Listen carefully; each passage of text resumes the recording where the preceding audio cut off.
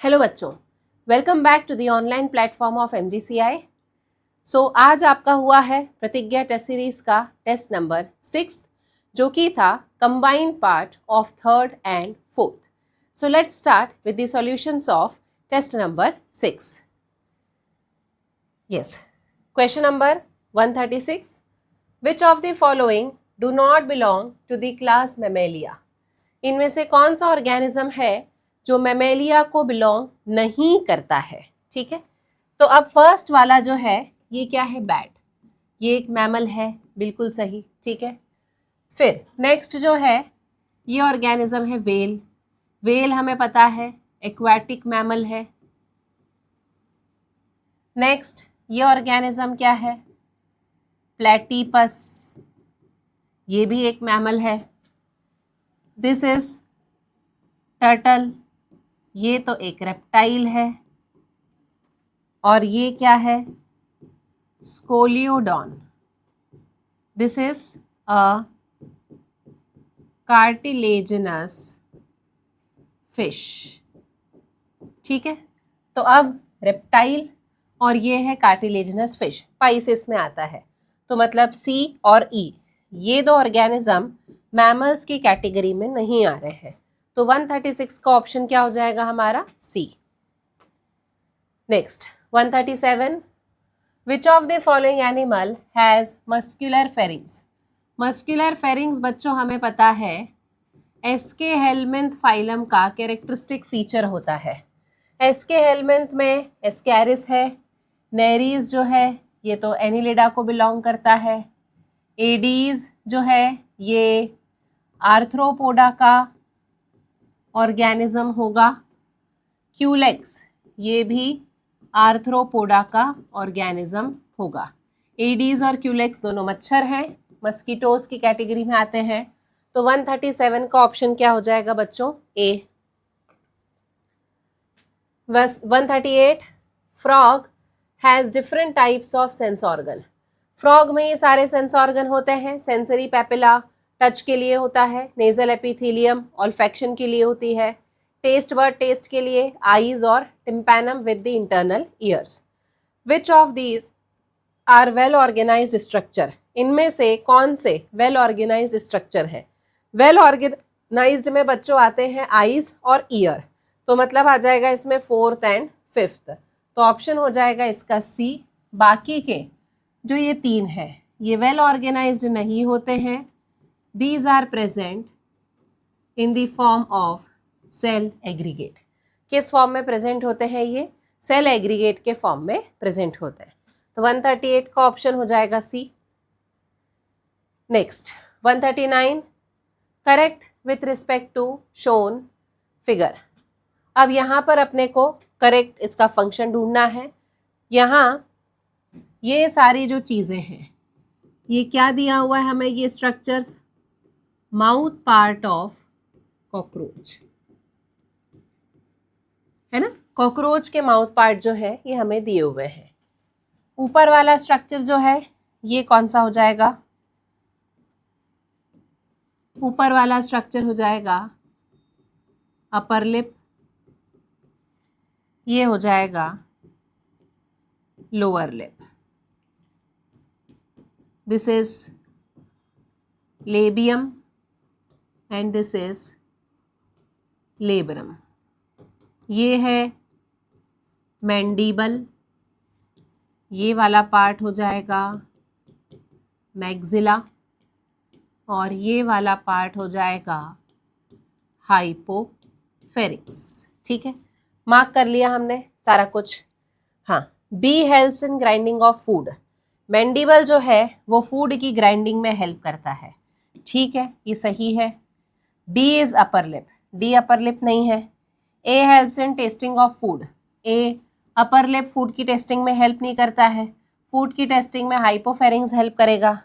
C is helpful in cutting of food, C जो है वो फूड की कटिंग में हेल्प करता है।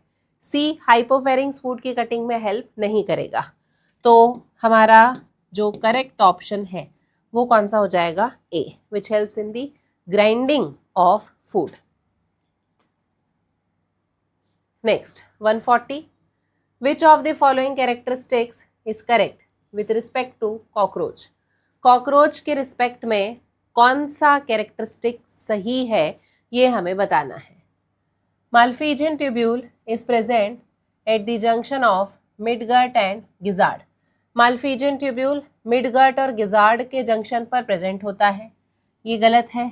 माल्फीजियन ट्यूब्यूल मिडगट और हाइंड गट के जंक्शन पर प्रेजेंट होता है। Hypopharyngeal ganglion lies within the cavity enclosed by the mouth part. Hypopharyngeal ganglia, ठीक है।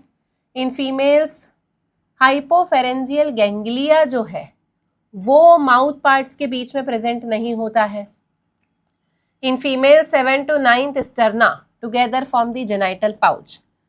अब देखो बच्चों, ऊपर वाली जो क्यूटिनस स्ट्रक्चर होता है इसे अपन टर्गा बोलते हैं, नीचे वाले जो होते हैं इसे अपन क्या कहते हैं, स्टर्ना। तो टर्गा किसे आप कहते हो, डॉर्सल सरफेस पर जो प्रेजेंट है। स्टर्ना किसे आप कहते हो, जो वेंट्रल सरफेस पर प्रेजेंट होता है उसे अपन कहते हैं स्टर्ना।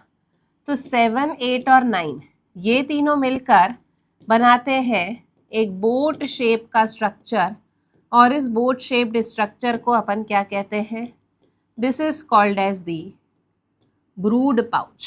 क्या बोला जाता है इसे, ब्रूड पाउच, ठीक है।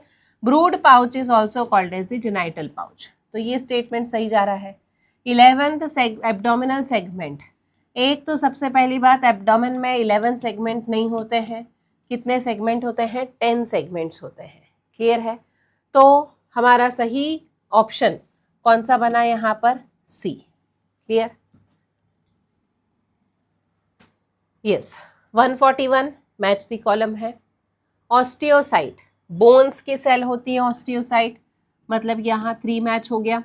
कॉन्ड्रोसाइट कार्टिलेज की होती है 2। फैट सेल्स एडिपोज टिश्यूज में प्रेजेंट होते हैं 4। आरबीसी ब्लड में प्रेजेंट होती है 1।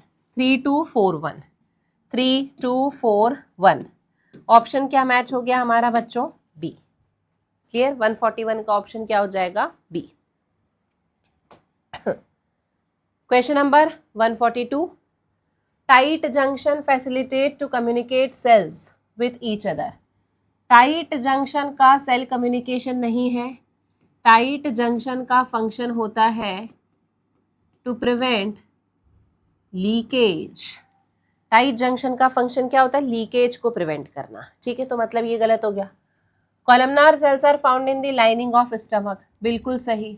जहाँ पर एब्जॉर्प्शन की ज़्यादा ज़रूरत होती है वहाँ कॉलमनार सेल प्रेजेंट होते हैं। Ciliated epithelium is present in the inner surface of hollow organ. Ciliated epithelium hollow organ की इनर सरफेस में है, ठीक है। Compound epithelium has limited role in the secretion, बिल्कुल सही। सिक्रीशन में ज़्यादा रोल नहीं होता है, इसका ज़्यादा रोल कहाँ होता है, प्रोटेक्शन में। कहाँ होता है, protection from the mechanical and chemical stress, ठीक। मतलब बी सी डी ये 3 ऑप्शन जो है वो हमारे सही जा रहे हैं। क्लियर, ऑप्शन हो जाएगा 142 का C. Next 143। Select the correct group और set of placental mammals. Placental mammals exhibiting adaptive radiation. हमें यहाँ पर सही ग्रुप चुनना है जहाँ पर एडाप्टिव रेडिएशन, प्लेसेंटल मैमल्स का ग्रुप हमें फाइंड आउट करना है जहाँ एडाप्टिव रेडिएशन हो रहा है। तो प्लेसेंटल मैमल्स मैंने आपको याद करवाए थे, ma'am let's fly beyond world. इस ट्रिक से मैंने आपको याद करवाया था। एम से क्या हो जाएगा, मोल। ए से हो जाएगा एंटीटर। एम से हो जाएगा माउस। लेट्स, एल से हो जाएगा लेम्यूर। फिर फ्लाइंग स्क्विरल। बियॉन्ड से बॉबकैट। वर्ल्ड से वुल्फ, ठीक है। ये हो गया यहाँ पर। चलिए तो अब यहाँ मैच करते हैं numbat, spotted cuscus and flying phalanger. तो नम्बैट जो है ये एक टाइप का ऑस्ट्रेलियन मार्सुपियल है, फ्लाइंग फैलेंजर भी ऑस्ट्रेलियन मार्सुपियल है, गलत हो गया। Mole, flying squirrel and Tasmanian tiger cat, Tasmanian tiger cat जो है वो ऑस्ट्रेलियन मार्सुपियल है। Lemur, anteater, wolf, lemur match हो गया, एंटीटर मैच हो गया, वोल्फ मैच हो गया, मतलब ये ऑप्शन हो सकता है। तस्मानियन वोल्फ यहाँ आ गया, तस्मानियन वोल्फ ऑस्ट्रेलियन मार्सुपियल है, ठीक है। तो 143 का ऑप्शन क्या हो जाएगा हमारा? सी। क्लियर? बहुत ही सिंपल था ये क्वेश्चन बच्चों, सिर्फ ये ट्रिक अगर हमें याद है तो हम इस क्वेश्चन को सॉल्व कर सकते थे। Next question number 144, natural killer cells act as physiological barrier. Natural killer cell, NK cells जिनको अपन कहते हैं, एनके सेल फिजियोलॉजिकल बैरियर जैसे काम करते हैं? नहीं, एनके सेल्स जो है दीज आर सेल्यूलर बैरियर। कैसे बैरियर है? Cellular. Interferons act as cellular barrier? No, interferons जो है वो साइटोकाइन बैरियर्स में आते हैं। किस में आते हैं ये? Cytokine barrier. Tears from eyes act as a physiological barrier, बिल्कुल सही है, क्योंकि टीयर्स जो है वो एक टाइप का सिक्रीशन है, सिक्रीशन फिजियोलॉजिकल बैरियर में आते हैं। Option is correct for the given statement, only C, सिर्फ सी वाला करेक्ट है। ओके, तो सी वाला सिर्फ करेक्ट है, ये हमें मिल रहा है ऑप्शन सी में, तो 144 का क्या हो जाएगा? सी। 145, name the causative agent and the disease in which the following symptoms may appear in the body. Sustained fever, हमें यहाँ सिम्टम के हिसाब से बताना है कि सिम्टम्स जो है वो किस डिसीज़ के हैं, ठीक है। Sustained fever, weakness, stomach pain, constipation, headache and loss of appetite. तो मुझे ऐसा लग रहा है कि ये सारे सिम्टम्स किसके हैं? टाइफॉइड के। बिल्कुल सही, टाइफॉइड के सिम्टम्स हैं, न्यूमोनिया के नहीं है, डिफ्थीरिया के नहीं है, प्लेग के नहीं है। तो 145 का ऑप्शन क्या हो जाएगा हमारा बच्चों? A. Clear? Question number 146, which is correct match? Most dangerous STD syphilis? नहीं, मोस्ट डेंजरस में एड्स हो सकती है, हेपेटाइटिस हो सकती है, पर सिफिलिस नहीं होगी। हेपेटाइटिस भी कम्प्लीटली क्योरेबल नहीं होती है, वायरल डिसीज़ है, ये कम्प्लीटली क्योरेबल नहीं होगी। Genital herpes transmitted by sharing of injection needles? नहीं, इंजेक्शन नीडल्स को शेयर करने से नहीं होती, जेनाइटल हर्पीज नहीं होता है। HIV can cross placenta? बिल्कुल सही, ये वायरस ऐसा है जो प्लेसेंटा को क्रॉस कर सकता है।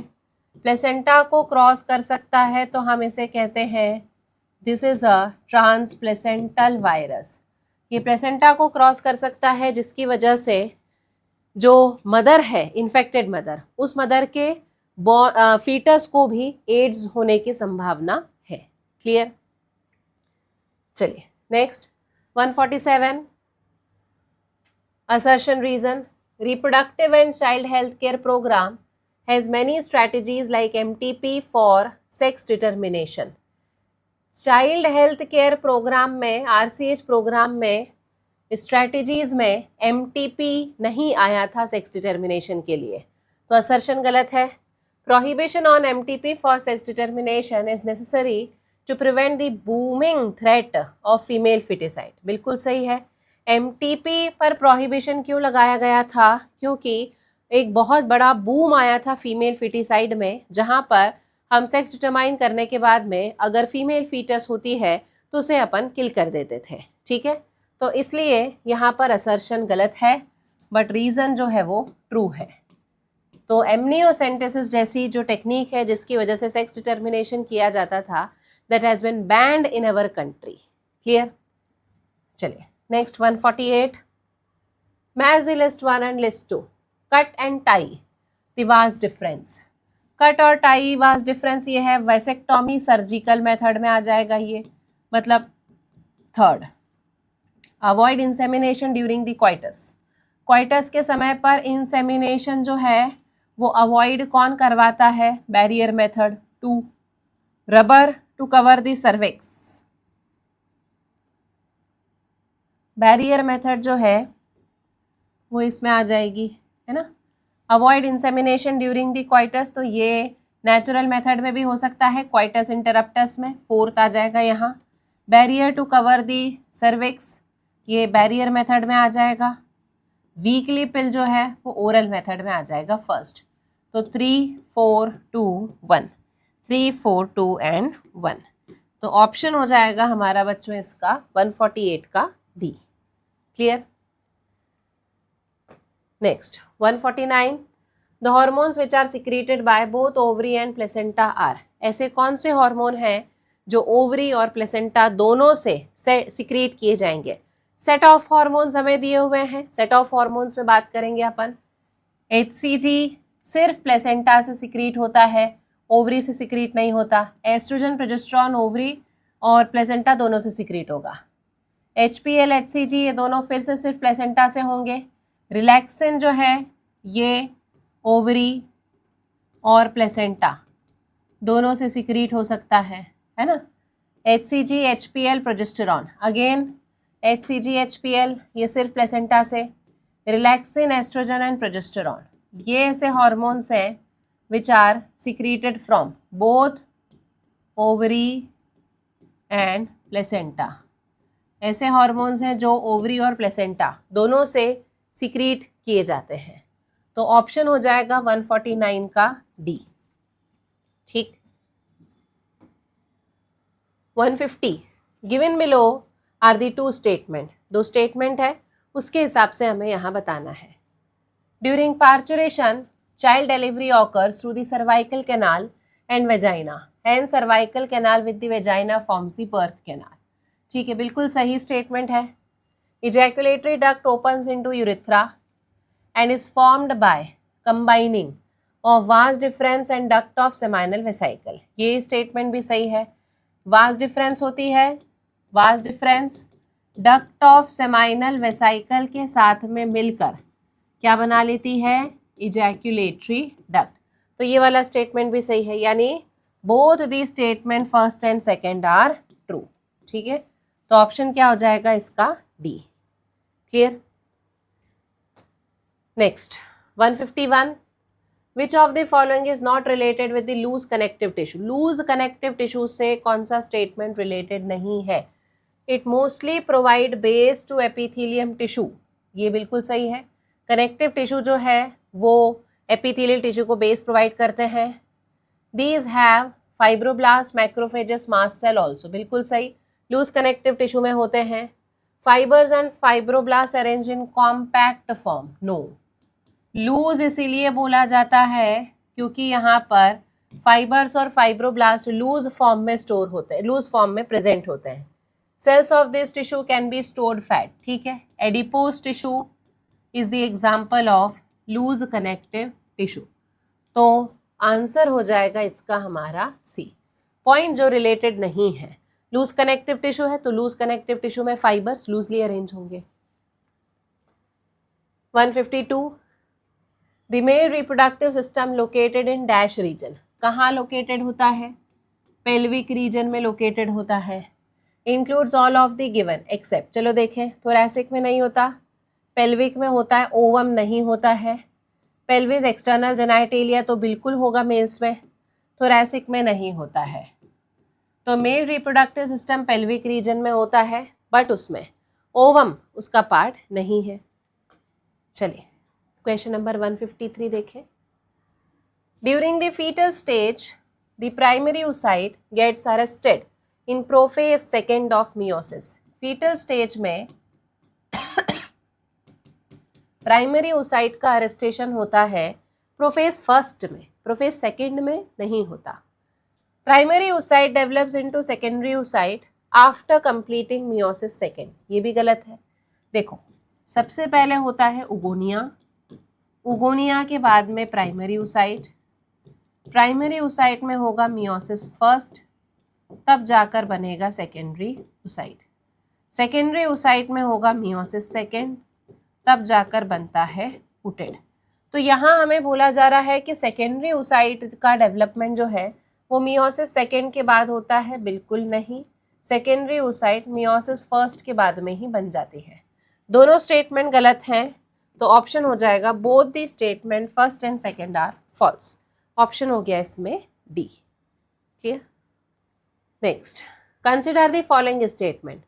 Statutory ban on amniocentesis has been implemented in India to control the growing cases of female feticide in rural areas. बिल्कुल सही।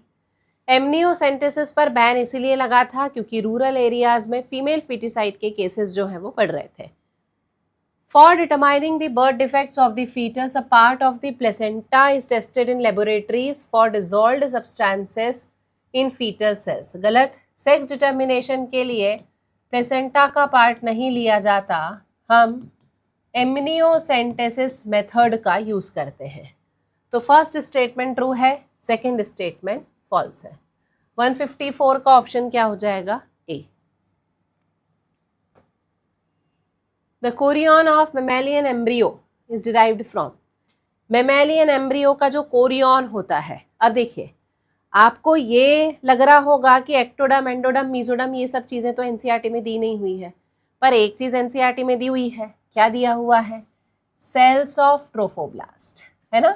हमें ये पता है कि जो ट्रोफोब्लास्ट के सेल्स होते हैं, सेल्स ऑफ ट्रोफोब्लास्ट, ये बनाते हैं फिंगर लाइक प्रोजेक्शन, और फिंगर लाइक प्रोजेक्शंस जो होते हैं इन्हीं को हम क्या बोलते हैं? कोरियोनिक विलाय।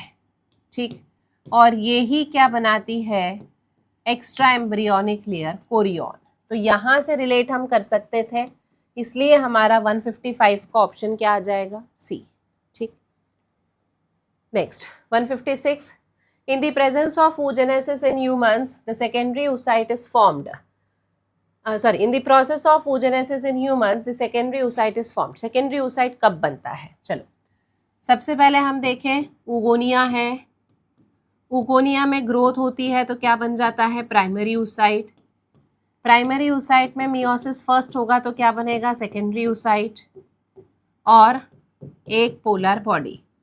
सेकेंडरी oocyte जो है यही ओव्यूलेशन भी होता है, इसी फॉर्म में ओव्यूलेशन भी होगा। सेकेंडरी oocyte में मियोसिस सेकेंड होगा, तब क्या बनेगा? Ootid plus second polar body. ये पता है हमें। चलिए, at the time of fusion of sperm, नहीं, स्पर्म के फ्यूजन के समय पर तो ऊटिड बनता है। Prior to ovulation, at the time of copulation, after zygote formation. Ovulation के पहले, है ना, यहाँ देखो ओव्यूलेशन के पहले क्या बन जाएगा? सेकेंडरी oocyte जो है ये बन जाएगा। तो 156 का ऑप्शन हो जाएगा हमारा B. 157. In a diagnosis regarding infertility in a couple, it is revealed that female is perfectly all right and male is impotent. Female all right है, male impotent है। Impotent मतलब हम क्या बोलते हैं? Inability to hold the erect penis. Impotency मतलब inability to hold the erect penis. This is called as impotency. Which of the following technique will be advised to the couple? ऐसे में अगर वो कपल अपनी फैमिली प्लानिंग करते हैं तो कौन सी हम आर्टिफिशियल रिप्रोडक्टिव टेक्नोलॉजी उन्हें सजेस्ट करेंगे? एम्ब्रियो ट्रांसफ़र नहीं, जिफ्ट में तो जाइगोट इंट्राफेलोपियन ट्रांसफ़र होगा, zygote intrafallopian transfer. Gift gamete तो फीमेल में बराबर बन रहे हैं। आर्टिफिशियल इंसेमिनेशन होगा। आर्टिफिशियल इंसेमिनेशन यानी कि मेल्स में से हम स्पर्म को बाहर निकालेंगे और फिर सेंट्रीफ्यूज करके फीमेल बॉडी में हम उसे इम्प्लांट कर देंगे। ठीक है, this is called as the artificial insemination. तो 157 का option D. 158. Which of the following is not the part of assisted reproductive technology?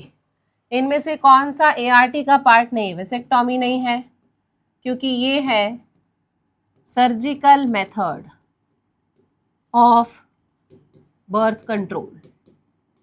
Birth control की सर्जिकल मेथड है। जाइगोट इंट्राफेलोपियन ट्रांसफ़र है, इंट्रायूटेराइन ट्रांसफ़र है, इंट्राफेलोपियन गैमेट इंट्राफेलोपियन ट्रांसफ़र है। तो vasectomy जो है वो ART में नहीं आती है। ऑप्शन क्या हो गया? A. Next, Progestasert and Multiload 375 is IUD, किस टाइप की आईयूडी है? Progestasert and Multiload 375, Progestasert जो है नाम से हमें पता चल रहा हार्मोनल है, और मल्टीलोड 375 कौन सी है? Copper releasing. तो hormonal and copper releasing IUD, option हो जाएगा 159 का सी। ठीक, next 160, select and correct statement regarding the diagram shown below. Diagram जो हमें दिया हुआ है उसमें हमें करेक्ट स्टेटमेंट बताना है। अब ये देखिए, ये एक टाइप की फंगल डिसीज के बारे में बता रहा है। फंगल डिसीजेस को अपन क्या कहते हैं? रिंगवर्म। कहाँ हुआ है ये? बियर्ड एरिया में, तो इसे अपन क्या कहते हैं? Barber's itch. क्या कहते हैं? Barber's itch. Many fungi belonging to 5 genera responsible for this, बिल्कुल गलत। 3 जेनरा के फंजाई रिस्पॉन्सिबल हैं। It is not a most common infectious disease in man, this is a most common infectious disease in man.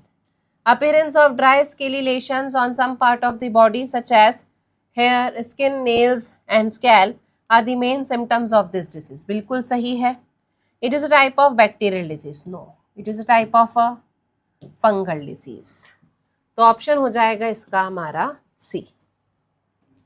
Clear है? ठीक। Question number 161, in which of the following disease Haemophilus influenza infects the alveoli of the lungs? Haemophilus influenza जो है ये किस disease का causative organism है? Pneumonia. और ये हमारे लोअर रेस्पिरेटरी ट्रैक्ट को इन्फेक्ट करता है। मतलब ऑप्शन क्या हो जाएगा इसमें बच्चों? Option D. Next 162, match the column. Typhoid का कॉस्टिव एजेंट क्या है? Salmonella typhi 4। और टेस्ट क्या होगा इसका? Widal test. मलेरिया का कॉस्टिव एजेंट प्लाज्मोडियम वाइवेक्स 3, और इसका टेस्ट हो जाएगा rapid diagnostic test B. Pneumonia के लिए स्ट्रेप्टोकोकस न्यूमोने 2, और टेस्ट हो जाएगा चेस्ट एक्सरे डी। एड्स के लिए हो जाएगा एलाइजा, रेट्रोवायरस कॉस्टिव ऑर्गेनिज्म और एलाइजा। ठीक है, तो 4C किस में है? सिर्फ ए वाले में। यहाँ 3B आ जाएगा, 2D आ जाएगा, और यहाँ पर 1 और A। तो हमारा करेक्ट ऑप्शन हो जाएगा यहाँ पर 162 का A। Next, select the group of not completely curable disease. Not completely curable में कौन कौन सी डिसीजेस आती हैं? यहाँ आती है वायरल एसटीडी। वायरल एसटीडी में आ जाती है एड्स, दूसरी है हेपेटाइटिस, और तीसरी होती है जेनाइटल हर्पीस। तो देख लो ये वाला कॉम्बिनेशन कहाँ मिल रहा है हमें? Genital herpes, hepatitis and HIV infection मिल रहा है डी में। ठीक है, यहाँ जेनाइटल वॉर्ट्स क्योरेबल है, इसमें गोनोरिया क्योरेबल है, यहाँ सिफिलिस गोनोरिया दोनों क्योरेबल है। तो 163 में ऑप्शन हो जाएगा हमारा डी। 164, match the column. धतूरा इज अ हेलुसिनोजन, है ना, हेलुसिनोजेनिक एजेंट है। चरस जो है this is a type of a stimulant. Morphine body function को स्लो डाउन करता है। कोकेन जो है effect on cardiovascular system. Okay, यहाँ पर एक आंसर हम चेंज करेंगे इसके हिसाब से। कोकेन जो है this is a pure stimulant, और चरस जो है इसका इफेक्ट कार्डियोवैस्कुलर सिस्टम और हमारे ब्रेन यानी कि CNS दोनों पर जाता है। तो यहाँ पर आ जाएगा 4। 1423 ये हमें ऑप्शन दिया हुआ है ए में। तो ऑप्शन क्या हो जाएगा इसका? A. 165, assertion reason. Cannabinoids are known for their effect on cardiovascular system of the body. बिल्कुल सही। कैनाबिनॉइड्स जो है इनका इफेक्ट हमारी बॉडी के कार्डियोवैस्कुलर सिस्टम पर होता है। Cannabinoid is a class of diverse chemical compound that activate cannabinoid receptor present principally in the brain. ये भी सही है, दोनों स्टेटमेंट सही है, पर जो एक्सप्लेनेशन हमें दिया जा रहा है रीज़न, वो इस चीज़ को एक्सप्लेन नहीं कर रहा है कि कैनाबिनॉइड जो है वो हमारे कार्डियोवैस्कुलर सिस्टम पर इफेक्ट डालते हैं। तो असर्शन सही है, रीज़न सही है, बट रीज़न जो है वो असर्शन को करेक्टली एक्सप्लेन नहीं कर रहा है। तो ऑप्शन हो जाएगा बी। 166 देखें, breast feeding during the initial period of infant growth is recommended by doctors for bringing up a healthy baby। बिल्कुल सही। इन्फेंट्स को ब्रेस्ट फीडिंग रेकमेंड की जाती है डॉक्टर्स के द्वारा ताकि जो इन्फेंट है वो हेल्दी ग्रो करे। The process of child birth is called parturition which is induced by complex neuro endocrine mechanism involving cortisol, oestrogen and oxytocin. बिल्कुल सही। दोनों ही स्टेटमेंट जो है वो यहाँ पर सही है। तो statement 1 and statement 2 both are correct. ठीक। 167 mother's milk contains which antibody. Mother's milk में कौन सी होती है? IgA होती है। This is the soluble antibody. 168 choose the correct match with reference to the embryonic development events. Embryonic development के event से सही चीज मैच करनी है हमें। After 3 months embryo's heart is formed. गलत है। फर्स्ट मंथ के एंड पर ही एम्ब्रियो का हार्ट बन जाता है। First sign of growing foetus development of limbs and digit. Growing foetus का फर्स्ट साइन होता है हार्ट। ठीक है, ये भी गलत है। First movement of foetus during 5th month of pregnancy, ये सही है। By the end of first trimester, body is covered by fine hairs, eyelids. No. By the end of second trimester होगा ये। तो ऑप्शन यहाँ पर जो हमारा सही है वो हो जाएगा सी। ठीक। Next 169 how many statement are correct regarding an ideal contraceptive. Ideal contraceptive के रिगार्डिंग में कितने स्टेटमेंट सही हैं? It should be user friendly, easily available, effective and reversible with least side effect। बिल्कुल सही। Does not interfere with the sexual act of the user। बिल्कुल सही। तो ऑप्शन all are correct। सारे ही इसमें सही है। 170 Which of the following birth control methods have minimum success rate। सबसे कम सक्सेस रेट जो है वो किस में होती है? किस बर्थ कंट्रोल मेथड में होती है? सबसे कम सक्सेस रेट बच्चों नेचुरल मेथड में देखी जाती है। Coitus interruptus, periodic abstinence. बाकी IUD जो है इसका सक्सेस रेट ज़्यादा है। कॉन्ट्रासेप्टिव पिल्स इनका भी ज़्यादा है। डायफ्राम वॉल्व्स ये बैरियर है। नेचुरल मेथड से तो इनका सक्सेस रेशो ज़्यादा ही है। C और E ऑप्शन हो गया यहाँ पर हमारा C। ठीक। 171 Which of the following structure help in excretion in male cockroach only। इनमें से कौन से ऐसे स्ट्रक्चर हैं जो सिर्फ मेल कॉकरोच में एक्सक्रीशन में हेल्प करेंगे? देखिए कौन कौन से एक्सक्रीटरी स्ट्रक्चर्स होते हैं। माल्फीजियन ट्यूब्यूल्स होते हैं, है ना। फिर उसके बाद यूरिकोज ग्लैंड होती है, नेफ्रोसाइट्स होते हैं और फैट बॉडीज होती हैं। ये सारे हैं।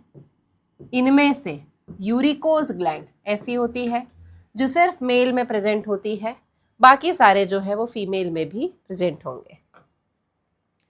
172 which of the following types of connective tissue present in ligament and tendon. Direct है। लिगामेंट और टेंडन में डेंस कनेक्टिव टिश्यू प्रेजेंट होते हैं। ऑप्शन हो जाएगा इसका B. 173 what is not correct for cyclostomata. Cyclostomes है ना, साइक्लोस्टोम्स के लिए क्या सही नहीं है? एनाड्रोमस माइग्रेशन शो करते हैं, ठीक है, मैराइन वाटर से फ्रेश वाटर में जाते हैं। 6 to 15 पेयर्स ऑफ गिल्स होते हैं। प्लेकॉइड स्केल्स नहीं, यहाँ पर स्केल्स तो बल्कि एब्सेंट होते हैं, तो scales are absent in cyclostomes.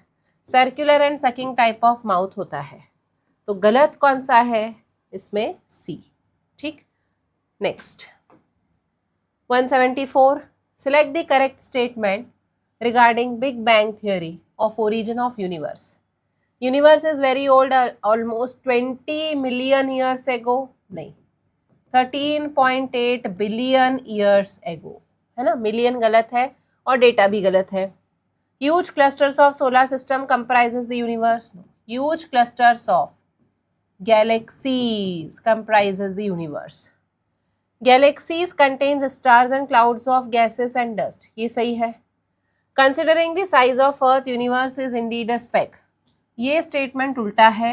Considering the size of universe, Earth is just a speck. तो 174 का ऑप्शन क्या हो गया हमारा? सी. ठीक. Next 175. Among the primates, chimpanzee is the closest relative of the present day human. बिल्कुल सही है.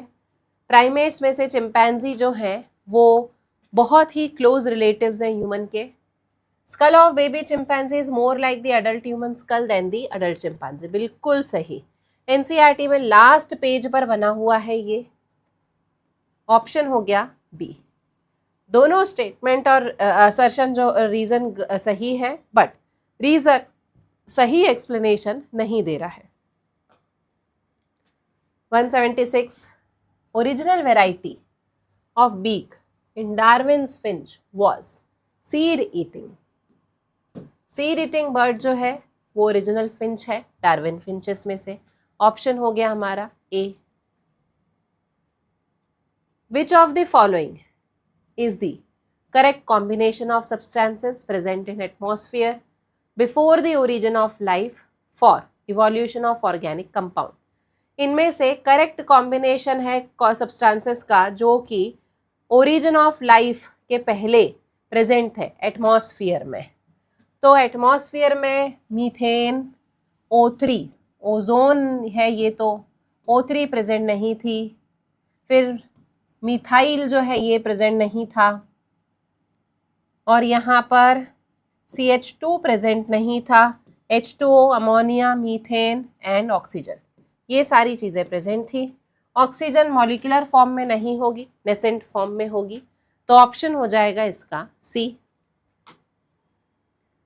178. Which of the following belong to the class Osteichthyes. Osteichthyes यानी कि बोनी फिशेस. इनमें से कौन से हैं जो बोनी फिशेस को बिलोंग करते हैं? स्टारफिश नहीं, स्टारफिश इकाइनोडर्मेटा है. एंजल फिश है, फ्लाइंग फिश है, एक्सोसीटस. सॉ फिश ये कार्टिलेजिनस फिश है. डॉग फिश ये भी कार्टिलेजिनस फिश है ना. तो इसमें से एक तो फ्लाइंग फिश और angel fish. B and C. B and C हमें ए वाले पॉइंट पर दिया हुआ है, तो ऑप्शन हो जाएगा इसका A. Next 179. Refer to the given illustration. यहाँ पर हमें एक छोटी पॉपुलेशन दी हुई है. Few beetles mutate develop identifiable colour variation. यहाँ कलर वेरिएशन आया, ठीक है. कलर वेरिएशन आने के बाद ये वाली जो पूरी पॉपुलेशन है ये ब्लू में चेंज हो गई. पहले रेड वाली थी, म्यूटेशन हुआ. म्यूटेशन होने पर इसमें कुछ ब्लू वाले ऑर्गेनिजम्स आए. ब्लू वाले ऑर्गेनिजम्स आने के बाद में ये पूरी पॉपुलेशन जो है वो ब्लू में कन्वर्ट हो गई. फिर यहाँ पर एक और एक्सीडेंट हुआ. क्या एक्सीडेंट हुआ यहाँ पर? Elephant foot.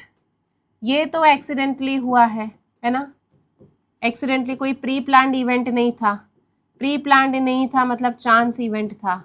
चांस इवेंट की वजह से यहाँ पर अब ब्लू वाले सिर्फ कितने बचे हैं? कुछ ही ऑर्गेनिजम्स बचे हैं.